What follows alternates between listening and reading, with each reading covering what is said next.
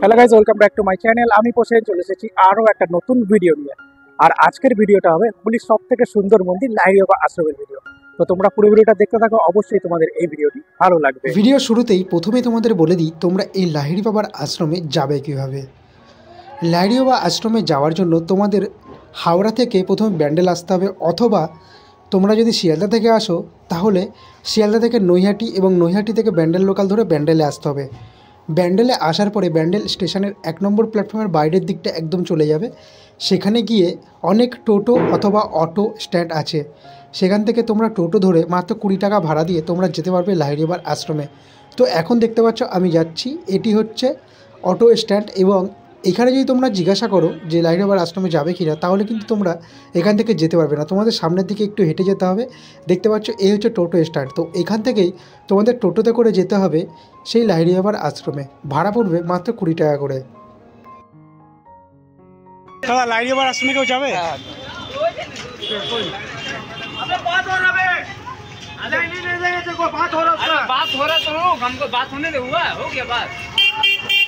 দাদা, ইয়েতে যাবো।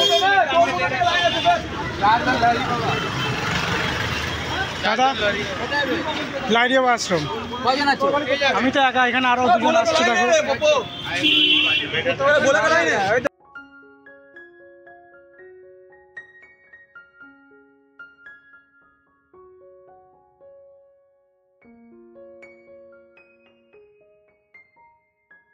ব্যান্ডেল স্টেশন থেকে মন্দিরের দূরত্ব মানে আশ্রমের দূরত্ব মাত্র 20 থেকে 25 মিনিট। 20 থেকে 25 মিনিটের মধ্যেই আমি পৌঁছে গেছিলাম আশ্রমের পুরো সামনে। এই দেখতে পাচ্ছ এটি হচ্ছে আশ্রমের সামনের দিকটা, যেখানে মানে মেন গেট, যেখানে লেখা আছে আধার আলয়, আর এখানে কিছু লেখা আছে নিয়মাবলী। তারপরেই আমি আস্তে আস্তে আশ্রমের ভিতরে প্রবেশ করেছিলাম। আর প্রবেশ করতেই খুবই সুন্দর লাগছিল জায়গাটি, যেহেতু আমার এখানে দ্বিতীয়বার আসা। তোমরা পুরো ভিডিওটি দেখতে থাকো, অবশ্যই তোমাদের এই ভিডিওটি ভালো লাগবে।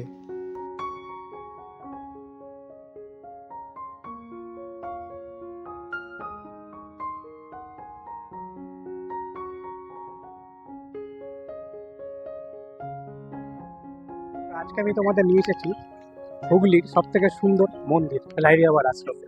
তো প্রায় 1 বছর আগে একবার এসেছিলাম, তখনও তোমাদের আমি ঘুরে দেখিয়েছিলাম।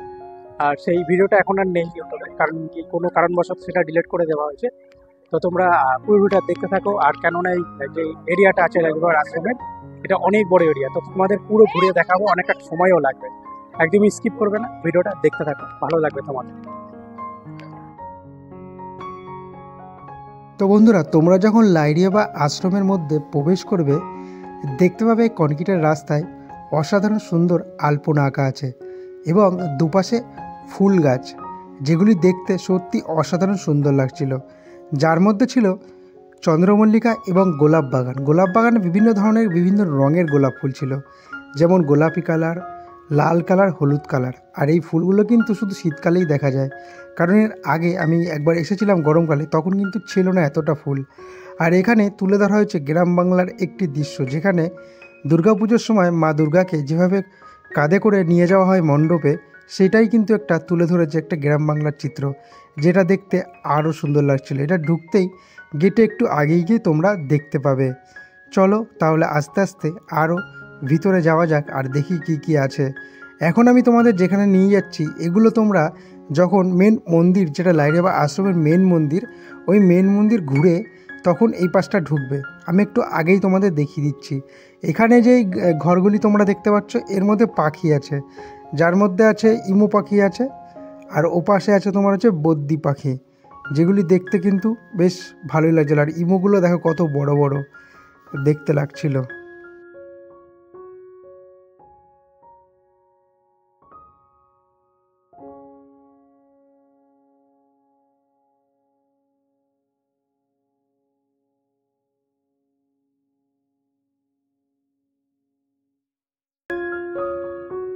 মেন মন্দিরে যাওয়ার রাস্তায় ডান দিকে পড়বে তোমাদের একটি দুর্গা মন্দির, যার মধ্যে তোমরা প্রবেশ করবে আর এখানে মা দুর্গার একবার দর্শন করে নেবে, যেখানে মূর্তিটি অসাধারণ সুন্দর আর পুরোটি গোল্ডেন কালারের আর ব্রাউন কালারের স্ট্রাকচার, মানে পিছনে ব্যাকগ্রাউন্ডটা দেখতে অসাধারণ সুন্দর লাগছিল। আস্তে আস্তে এবার আমরা চলে যাব মেন মন্দিরের দিকে।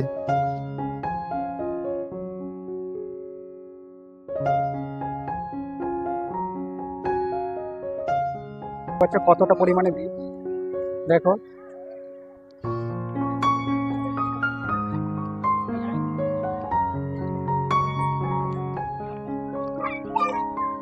এটা হচ্ছে প্রবেশ পথ, দেখতে পাচ্ছ। তো গাইস, যেহেতু আজকে রবিবার, সেই তুলনায় কিন্তু আজকে অনেকটা ভিড়। কারণ কি, যেমন সোমবার মঙ্গলবার এখানে অতটা ভিড় হয় না, যেহেতু আজকে রবিবার ছুটির দিন আর শীতকাল। তো দেখতে পাচ্ছ কতটা পরিমাণে ভিড়। এর আগে আমি এসেছিলাম, প্রায় 1 বছর হয়ে গেছে, 1 বছর পরে আবার আসলাম। তো দেখতে পাচ্ছ, তোমাদের আমি এখন মন্দিরের সামনে নিয়ে যাচ্ছি। মন্দিরটা অপরূপ সুন্দর, তো তোমরা দেখতে থাকো ভিডিওটা।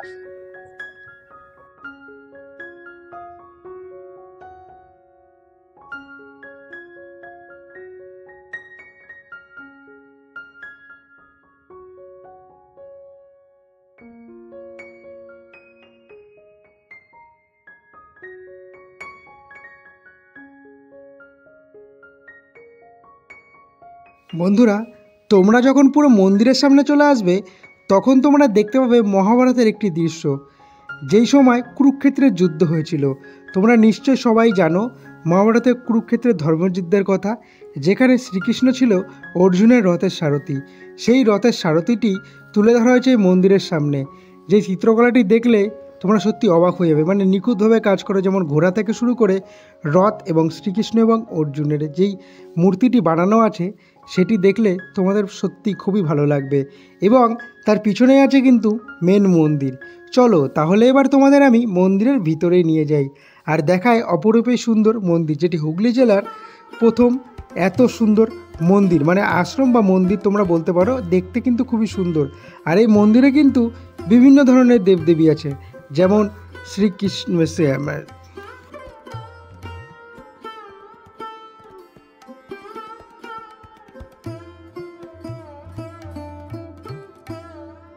তো বন্ধুরা দেখতে পাচ্ছ আমার পিছনে কিন্তু সেই অপরূপ সুন্দর মন্দির, ঠিক আছে। আর যেহেতু ব্যাকগ্রাউন্ডে গান চলছে, একটু নয়েজ থাকতে পারে, মাইক ব্যবহার করছি তাও, ঠিক আছে। আর মন্দিরটা কতটা অপরূপ সুন্দর তোমাদের আমি পুরোটা দেখাবো। আর মন্দিরটা কিন্তু ছোট্ট একটা পুকুরের উপরে, ঠিক আছে। তো তোমরা দেখতে পাচ্ছ পিছের দিকটা, এটা কিন্তু একটা ছোট্ট পুকুরের উপরে মাঝখানে একটা ব্রিজ আছে, ওখান দিয়ে যাওয়া যায়। যেহেতু মন্দিরের মধ্যে ক্যামেরা মোবাইল নট অ্যালাউ, তার কারণে আমি তোমাদের মন্দিরের মধ্যে গিয়ে কোনো রকম ভিডিও করে দেখাতে পারবো না।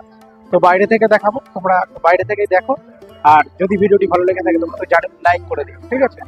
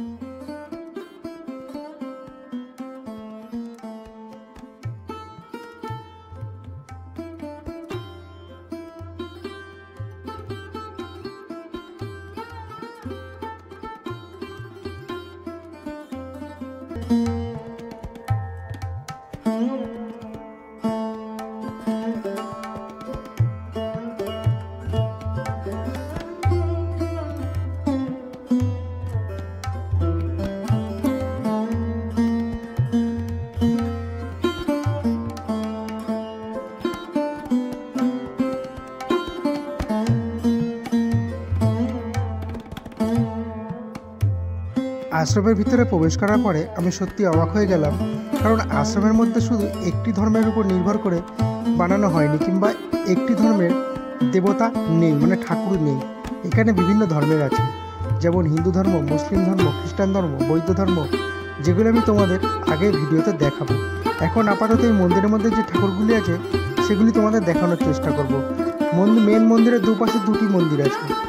ডান পাশে আছে, মানে ঢুকতে ডান পাশে আছে শ্রী রামচন্দ্রের মন্দির, এবং বাঁদিকে আছে মা কালীর মন্দির। আর ভিতরে যেহেতু ক্যামেরা অ্যালাউ নেই, তার কারণে আমি তোমাদের দেখাতে পারবো না। তোমরা যখন আসবে ভিতরে গিয়ে দেখবে মেন যে লাহিড়ী বাবা, তারও একটি মূর্তি আছে, যেটি মন্দিরের পুরো মাঝখানে, যেটি তোমরা ভিতরে প্রবেশ করলেই দেখতে পাবে। এবং ভিতরে আছে জগন্নাথ এবং শ্রী কৃষ্ণ, সরস্বতী ও। তো গাইস, যেহেতু মন্দিরে প্রচুর পরিমাণে গান চলছে, ঠিক আছে, তার কারণে কিন্তু একটু অসুবিধা হতে পারে। হ্যাঁ, আর ভয়েসটা জানি না কেমন বসছে, পরে বোঝা যাবে। আর পিছনে দেখতে পাচ্ছ মন্দির। আর এই টাইমিংটা আমি তোমাদের এবার বলে দিই। টাইমিংটা হচ্ছে সকাল 10টা থেকে 12টা এবং বিকেলবেলা 4টে থেকে 6টা, এর মধ্যে মন্দিরটা খোলা থাকে, তারপরে কিন্তু বন্ধ থাকে। যদি তোমরা দুপুর টাইমে আসো তাহলে কিন্তু এসে বসে থাকতে হবে কোনো জায়গায়। তো তোমরা যখন আসবে তোমরা একটু টাইমিংটা মেনটেন করে আসবে। একটা হচ্ছে সকাল 10টার আগে আসবে, 10টা থেকে 12টার মধ্যে ঢোকার চেষ্টা করবে। তাছাড়া যদি না পারো তাহলে বিকেলবেলা আসবে, বিকেলবেলা 4টে থেকে 6টা অবধি খোলা থাকে, এর মধ্যে তোমরা ভিতরে প্রবেশ করতে পারবে। আর মন্দিরের মধ্যে কোনো রকম ক্যামেরা অ্যালাউ নেই, আমি তোমাদের আগে বললাম মোবাইলে অ্যালাউ নেই, এটা বাইরে থেকে তোমাদের দেখতে হবে। আর মন্দিরটা অপরূপ সুন্দর, চলো তোমাদের আমি ঘুরে দেখাই। বন্ধুরা, আরও একটি ইম্পর্ট্যান্ট কথা তোমাদের আমি জানিয়ে দিই। তোমাদের টাইমিংটা আমি বলেই দিলাম, 10টা থেকে 12টা সকালবেলা এবং বিকেলবেলা 4টে থেকে 6টা। আর যদি তোমরা ভোগ খেতে চাও তাহলে কিন্তু তোমাদের 10টার সময় আসতে হবে। 10টা থেকে কুপন এখানে কাটা হয়, তো সেই কুপনও তোমরা নিয়ে নিতে পারো। তোমরা ভোগও এখানে পাবে, ভোগেরও ব্যবস্থা আছে, যেটা সকালবেলা, বিকেল টাইমে দেওয়া হয় না, ঠিক আছে। আরও একটা ইম্পর্ট্যান্ট কথা, যারা মেয়েরা আছো, মায়েরা আছো, দিদিরা আছো, বোনেরা আছো, তোমরা অবশ্যই বাড়ি থেকে ওড়না কিংবা চাদর নিয়ে আসবে। যারা শাড়ি পরে আসবে তাদের জন্য তো খুবই ভালো, কারণ মেয়েদের ভিতরে মাথা ঢাকা দিয়ে ঢুকতে হয়, মাথায় কাপড় দিয়ে ঢুকতে হবে, ঠিক আছে। ছেলেদের জন্য কোনো ম্যান্ডেটরি কোনো নিয়ম নেই, মেয়েদের জন্য কিন্তু এটা ম্যান্ডেটরি, মানে তোমাদের নিয়ে আসতে হবে ওড়না। মাথায় মানে মাথাটাকে ঢাকা সবসময় রাখতে হবে আশ্রমের ভিতরে। আশ্রমের সামনে প্রবেশ, যখন তোমরা প্রবেশ করবে তখনই তোমাদের বলে দেওয়া হবে, তখনই তোমাদের বলে দেবে। আর এই দেখতে পাচ্ছ এখানে হচ্ছে মোমবাতি ধূপকাঠি জ্বালানোর জায়গা, আর এটা হচ্ছে পুরো মন্দির। যেহেতু মন্দিরের মধ্যে আমি কোনো রকম ক্যামেরা অ্যালাউড ছিল না, তার কারণে আমি তোমাদের সেভাবে ঘুরে দেখাতে পারলাম না মন্দিরের ভিতরে। তোমরা যখন যাবে সেখানে বিভিন্ন ধর্মের ঠাকুর তোমরা দেখতে পাবে না, বিশেষ করে মন্দিরের ভিতরে বিভিন্ন ধর্মের নেই, এটা বাইরে আছে, যেটা আমি তোমাদের এখন দেখাবো। মন্দিরের ভিতরে আছে গৌতম বুদ্ধ, জগন্নাথ আছে, মানে শ্রীকৃষ্ণ আছে, এবং আছে সরস্বতী দেবী আছে, আরও অনেক কিছু আছে, তোমরা ভিতরে গেলে দেখতে পাবে। আর এখানে দেখতে পাচ্ছ গৌতম বুদ্ধ বসে আছে। আর যেহেতু শীতকাল একটু ভিড়টা বেশি হবে, আর সামনে বসন্তকালে অনেক ভিড় হয়।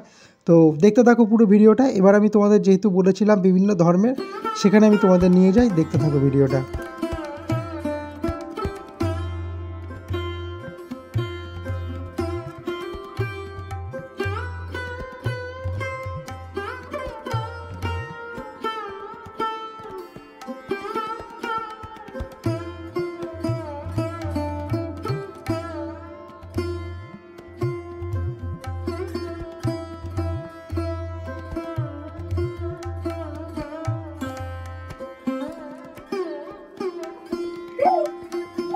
তো গাইস, আমি তোমাদের এখন মন্দিরের ভিতরটা ঘুরে দেখালাম।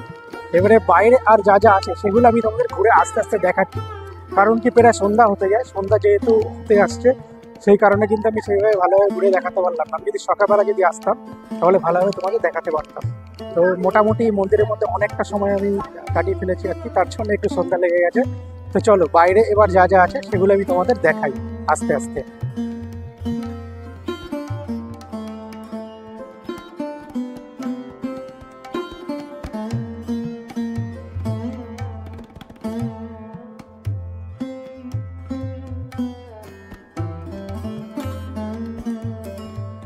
তো বন্ধুরা দেখতে পাচ্ছ এখানেও কিন্তু একটি জুতো রাখার জায়গা আছে। তোমরা যদি বাইরে রাখতে চাও, তারা বাইরে রাখতে পারো, অথবা তোমরা এই আশ্রমের মধ্যে যখন তোমরা প্রবেশ করবে কিছুটা সামনে হেঁটে আসলে এই জায়গাটি দেখতে পারবে, যেখানে কিন্তু জুতো তোমরা রাখতে পারবে, ঠিক আছে। তো এরপরে আমি তোমাদের দেখাবো আরও যা যা আছে এই মন্দিরের, মানে আশ্রমের চত্বরে, সেই সব কিছু কিন্তু তোমাদের আমি ঘুরে দেখাবো। তোমরা পুরো ভিডিওটা দেখতে থাকো। যারা স্কিপ করে দিয়েছো এই জায়গাটা স্কিপ করো না, কারণ তোমরা যখন আশ্রমে আসবে ঘুরতে তখন কিন্তু জায়গাগুলো মিস করবে। বন্ধুরা, আমি তোমাদের প্রথমেই বলেছিলাম এই আশ্রমের মধ্যে বিভিন্ন ধর্মের দেবতা আছে, মানে ঠাকুর আছে, যেগুলো আমি তোমাদের এখন দেখাচ্ছি। এখানে দেখতে পাচ্ছ মুসলিম ধর্মের মক্কা মদিনার কাবা শরীফ। তো তোমরা দেখতে পাচ্ছ, বলতে পারো আল্লাহর দরবার, মানে আল্লাহ কিন্তু আছে এই আশ্রমের মধ্যে, ঠিক আছে। এরপরে আমরা চলে যাব আরও কী আছে সেগুলি দেখার জন্য। তো যেহেতু এর আগে আমি এসেছিলাম এই আশ্রমে, তাই আমি জানি কোথায় কী আছে। তোমরা যারা লাইরিয়া আশ্রমে আসোনি একবার এসে ঘুরে যাও। এটি হুগলি জেলার সবথেকে সুন্দর একটি আশ্রম কিংবা মন্দির তোমরা বলতে পারো। তো এখন আমি তোমাদের দেখাচ্ছি জিজাসকে, মানে গড জিজাস যিশু খ্রিস্টান। তোমরা দেখতে পাচ্ছ এখানে তার একটি প্রতিচ্ছবি মানে দৃশ্য তুলে ধরা হয়েছে, যেখানে মাতা মেরি যখন জিজাস ছোট ছিল তখন কিন্তু একটা দৃশ্য যেটা দেখতে পাচ্ছ। তো এরপরে যখন আমরা সামনে আস্তে আস্তে এগিয়ে যাব, আরও কী আছে সেগুলি আমি তোমাদের দেখাবো। তো তোমরা পুরো ভিডিওটা দেখতে থাকো, আর ভিডিওটি ভালো যাতে এখন অবধি লেগেছে অবশ্যই গিয়ে লাইক করে দাও আর কমেন্ট করে জানাও ভিডিওগুলি কেমন হচ্ছে। যদি আমার কিছু ভিডিওর মধ্যে ভুল কিছু বলে থাকি তাহলে আগে থেকেই সরি, ঠিক আছে? আমার সব কিছু জানা নেই আশ্রমের বিষয়ে তথ্য, তার জন্য আমি ভুলভাল তথ্য কিছু দিতে চাই না। যেমন আমার এখন ডান দিকে আছে ঋষি, মানে ঋষিদেব, মানে ঋগ্বেদ ছিল না, তো যেটা আমি অ্যাকচুয়ালি জানি না এটা কী বিষয়, তার জন্য কিন্তু আমি বললাম না। আমার মনে হচ্ছিলো ব্যাসদেব, ঠিক আছে, ব্যাসদেব তার শিষ্যদের পড়াচ্ছিল, তো আমার তো তাই মনে হয়েছে। তো অ্যাকচুয়ালি আমি জানি না, তোমাদের যারা যারা জানো তারা জানিও, ঠিক আছে? আমার এটাই মনে হয়েছে। কারণ এরপরে যখন আমরা সামনে আরও এগিয়ে যাব, মানে যাচ্ছিলাম, তো দেখতে পারলাম আরও অনেক কিছু, যেগুলো আমি তোমাদের দেখাচ্ছি। এগুলো কিন্তু দেখবে আসার মধ্যে আসলে, একদমই মিস করবে না। এখানে যে বাবা লোকনাথ মন্দির, যেটি আমি তোমাদের দেখাচ্ছি, দেখো এই যে বাবা লোকনাথ, ঠিক আছে? এরপরে সামনে আরও দুটি আছে, যেটি হচ্ছে একটি মানে ঘর মতন আছে, যে ওই দূরে দেখতে পাচ্ছ ওখানে কিন্তু দেবাদিদেব মহাদেব আছে, ওটা মহাদেবের মন্দির। এবং বা সাইডে আছে বিষ্ণু মন্দির, যেটা আমি তোমাদের দেখাবো, দেখতে দেখো ভিডিওটা।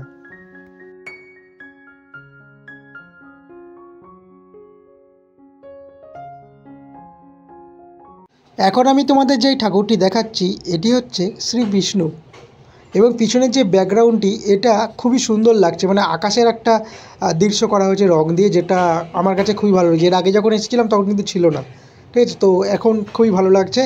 আর এবার আমি তোমাদের নিয়ে যাচ্ছি আসামের মধ্যে সবথেকে এই জায়গাটা আমার বেশি ভালো লাগে, কারণ এই উপরে যেই ঝর্ণাটা তোমরা দেখতে পাচ্ছ জল পড়ছে, তো এই গুহাটার মধ্যে আছে দেবাদিদেব মহাদেব। অ্যাকচুয়ালি গুহার মতন করে বানানো হয়েছে ঘরটা, যার উপরে কিছু গাছ আছে, মানে ছোটো ছোটো বনলতা তোমরা দেখতে পাচ্ছ, জানি না এটা কী গাছ। তো এর মধ্যে না মানে চারিদিক থেকে জল পড়ে টপ টপ টপ টপ করে, আর মাঝখানে আছে দেবাদিদেব মহাদেব, মানে দেখতে অসাধারণ সুন্দর লাগে এই জায়গাটা বিশেষ করে। আর ব্যাকগ্রাউন্ডের কালারটাও কিন্তু অসাধারণ করেছে, মানে জলের মতন ঢেউ ঢেউ খেলিয়ে খুব ভালো লাগছে দেখতে। আর দেবাদিদেব মহাদেবের যেই শিব ঠাকুরের যেই বডিটা পুরো কিন্তু মানে সাদা রঙের করা হয়েছে আর কি, তো দেখতে খুবই ভালো লাগছে। তোমরা যখন আসবে এই মন্দিরের মধ্যে যখন তোমরা ঢুকবে, তো এখান থেকে ডান দিক থেকে বাঁ দিকে একটা রাউন্ড মারবে, যেমন আমি মারছি দেখতে পাচ্ছ, এই রাউন্ড মেরে নমস্কার করে তোমরা বেরিয়ে যাবে। তো দেখো এদিকে কিন্তু জল পড়ছে, ঠিক আছে? তোমাদের আমি দেখাই, দেখো এ দেখো জল পড়ছে, দেখেছো? তো এই জায়গাটা না শীতল, গরমকালে এই জায়গাটা ঠান্ডা থাকে, মানে খুব সুন্দর লাগে আমার এই জায়গাটা। তো এটা ছিল একদম লাস্ট মানে দেখার জিনিস, এরপরে আমরা বেরিয়ে যাব।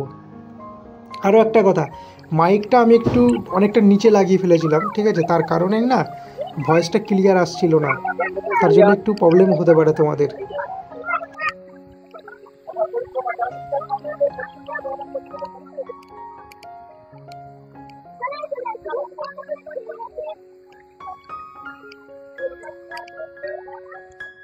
তো গাইস, লাইরিয়াবার আশ্রমের মোটামুটি ঘোরা কমপ্লিট হয়ে গেল। তো আমি পুরো মন্দিরটা যথাযথ চেষ্টা করেছি ঘুরে দেখানোর জন্য। তো তোমাদের ভিডিওটি কেমন লাগলো অবশ্যই তোমরা কমেন্টে জানিও। আর তোমরা যারা যারা এখন অবধি আসোনি এই মন্দিরে, একবার এসে ঘুরে যাও, অবশ্যই তোমাদের ভালো লাগবে। আর চলো তাহলে আজকের ভিডিওটা আমি এখানে শেষ করছি। দেখা হচ্ছে পরবর্তী আরও একটি ইন্টারেস্টিং ব্লগ ভিডিওতে।